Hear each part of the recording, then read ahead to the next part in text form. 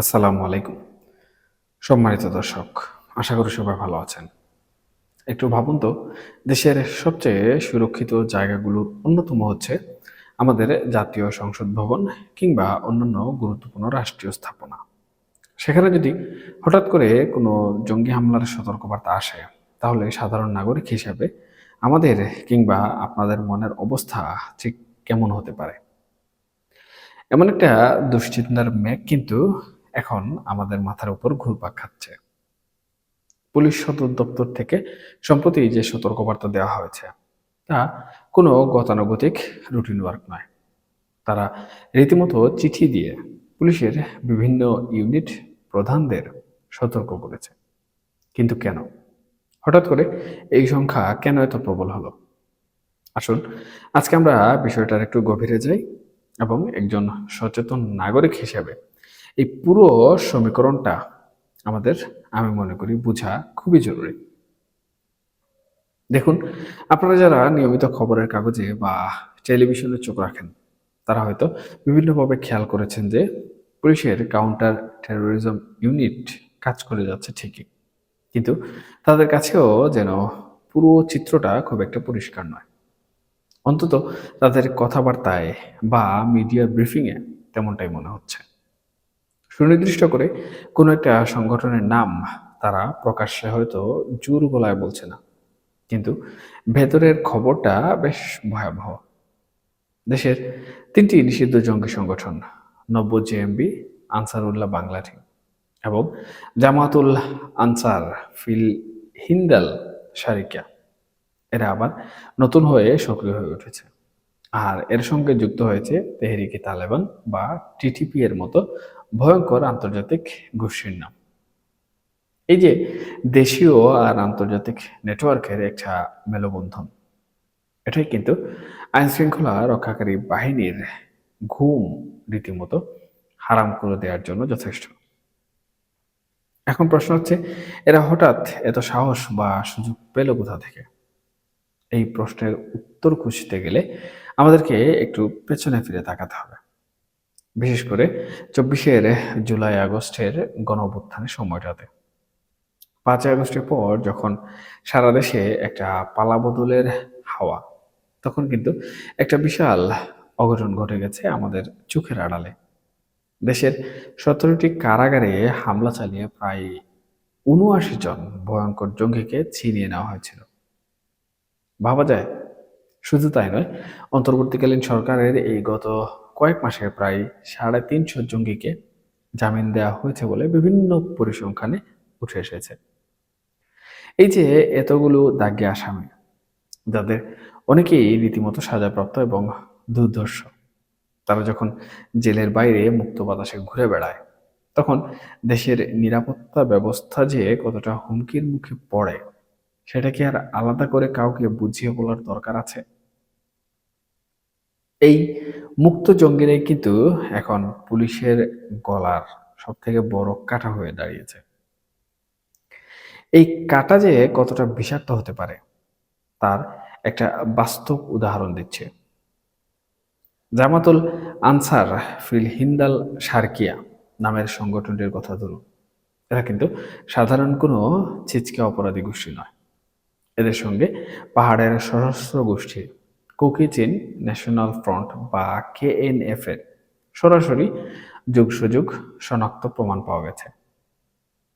বিষয়টা একটু অদ্ভুত লাগে না?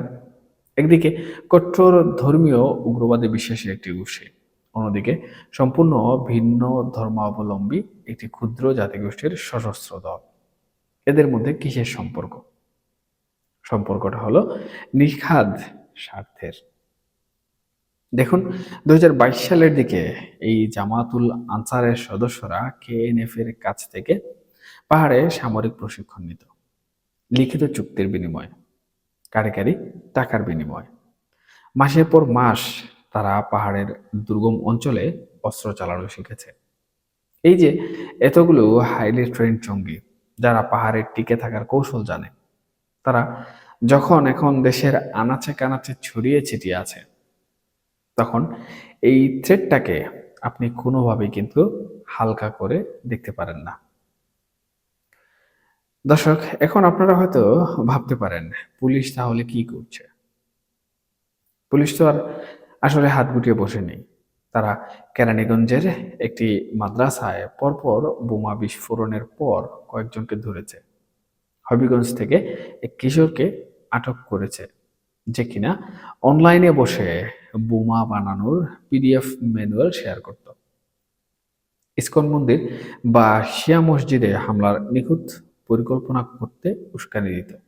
কিন্তু এই যে ধরপাকড়, এগুলো যেন মহাসমুদ্রে এক ফোঁটা জলের মতো। কারণ এই সংগঠনগুলোর শীর্ষ নেতারা এখন জেলের বাইরে মুক্ত অবস্থায় বিচরণ করছেন। দেখুন, আনসারুল্লাহ বাংলা টিমের প্রধান জসিমউদ্দিন রাহমানি কিংবা জামাতুল আনসারের হুতা শামীম মাহফুজের মতো ব্যক্তিরা যখন আইনি প্রক্রিয়ায় জামিন পেয়ে যায়, তখন নিজের সারির কর্মীদের ধরাটা খুব একটা কাজে দেয় না। এদের নেটওয়ার্ক এতই গভীরে শেকড় গেড়েছে যে পুলিশ চাইলেও অনেক সময় এই রাঘব বোয়ালদের ধরতে গিয়ে হোঁচট খাচ্ছে কিংবা অদৃশ্য কারণে পিছু হটতে বাধ্য হচ্ছে। এই যে একটা ধোঁয়াশাপূর্ণ পরিস্থিতি, যেখানে গোয়েন্দাদের কাছে তথ্য আছে যে বড় ধরনের কিছু একটা হতে পারে, কিন্তু তারা ঠিকমতো অ্যাকশনে যেতে পারছে না। এর পেছনে আসলে কারণটা কি? একটু গভীরভাবে বিশ্লেষণ করলে দেখা যায় একটা বড় কারণ হচ্ছে তথ্যের বিশাল ঘাটতি।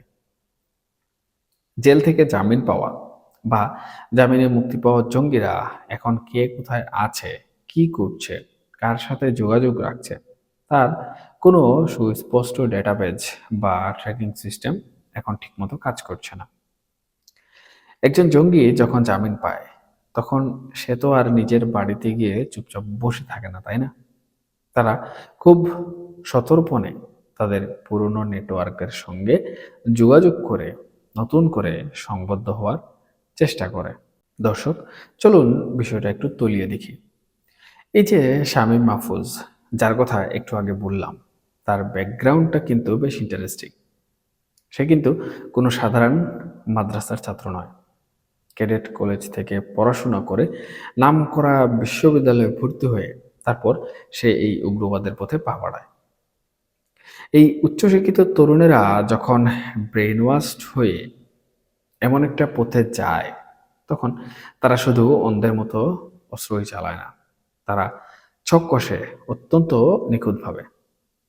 আনসারুল্লাহ বাংলা টিমের আরেক শীর্ষ জঙ্গি এজাজের স্ত্রীর সাথে তার বিয়ে, তারপর পাহাড়ে গিয়ে নাথান বমের মতো আরেক শিক্ষিত কিন্তু বিপথগামী নেতার সাথে চুক্তি করা, এই পুরো প্লটটা তো আমি মনে করি হার মানায় যে কোনো হলিউডের থ্রিলার সিনেমাকেও।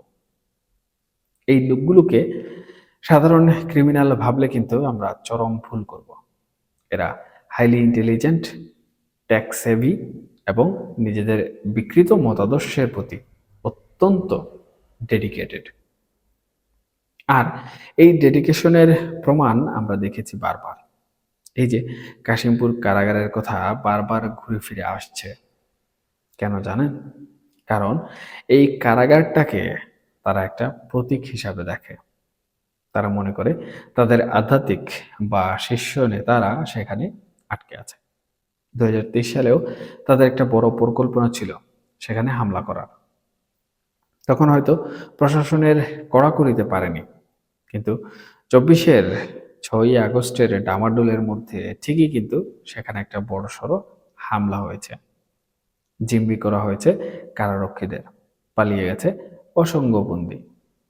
এই যে একটা সাকসেস রেট, এটা কিন্তু তাদের কনফিডেন্স লেভেলকে আকাশচুম্বী করে দিয়েছে। তারা এখন বিশ্বাস করতে শুরু করেছে যে সঠিক টাইমিং আর সুযোগ পেলে তারা রাষ্ট্রের যে কোনো সুরক্ষিত জায়গায় আঘাত হানতে খুব ভালোভাবে সক্ষম।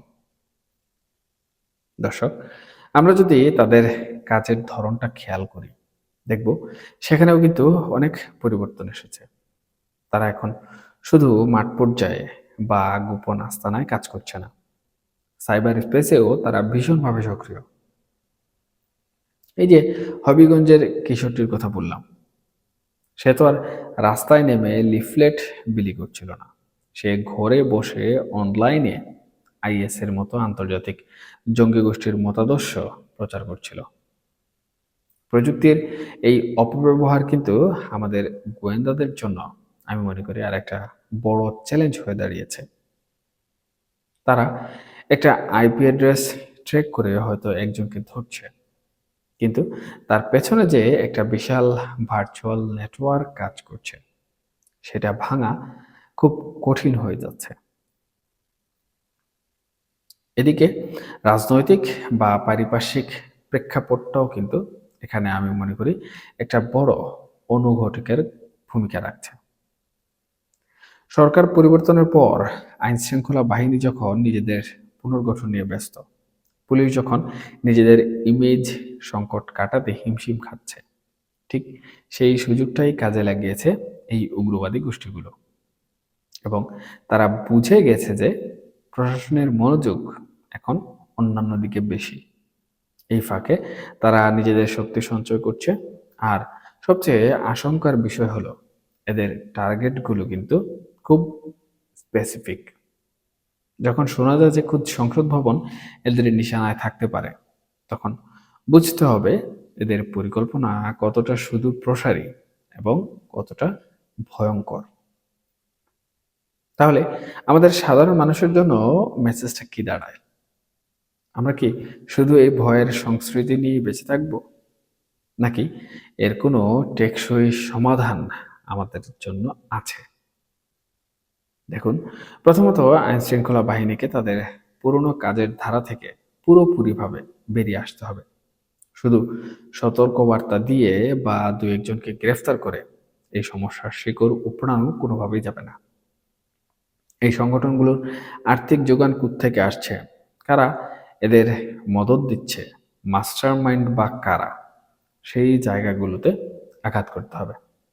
দ্বিতীয়ত, বিচার বিভাগ ও আইন শৃঙ্খলা বাহিনীর মধ্যে সমন্বয়ের যে অভাবটা দেখা যাচ্ছে সেটা দূর করা অত্যন্ত জরুরি। একজন দুর্ধর্ষ জঙ্গি যখন জামিন চেয়ে আবেদন করে, তখন রাষ্ট্রপক্ষ থেকে কেন জোরালো আপত্তি তোলা হয় না, বা আপত্তি তোলার পরও কেন তারা আইনি ফাঁকফোকর গলে পার পেয়ে যায়? এই জায়গাগুলো নিয়ে আমি মনে করি রাষ্ট্রকে এখনই খুবই গুরুত্ব সহকারে ভাবতে হবে। সবশেষে একটা কথা বলতে চাই, দেশটা কিন্তু আমাদের সবার। রাজনৈতিক পট পরিবর্তন আসবে, যাবে, সরকার বদলাবে, কিন্তু দেশের জাতীয় নিরাপত্তা নিয়ে কোনো আপোষ করা কিন্তু একদমই চলে না। অতীতে কিন্তু আমরা দেখেছি জঙ্গিবাদ কিভাবে আমাদের সমাজকে ক্ষতবিক্ষত করেছে, অর্থনীতির টাকা থামিয়ে দিয়েছে। সেই অন্ধকার দিনগুলো যেন আর কোনোভাবেই ফিরে না আসে, সেটা নিশ্চিত করার দায়িত্ব শুধু একা পুলিশ বা সরকারের নয়, সাধারণ নাগরিক হিসাবে আমাদেরকেও কিন্তু সজাগ থাকতে হবে।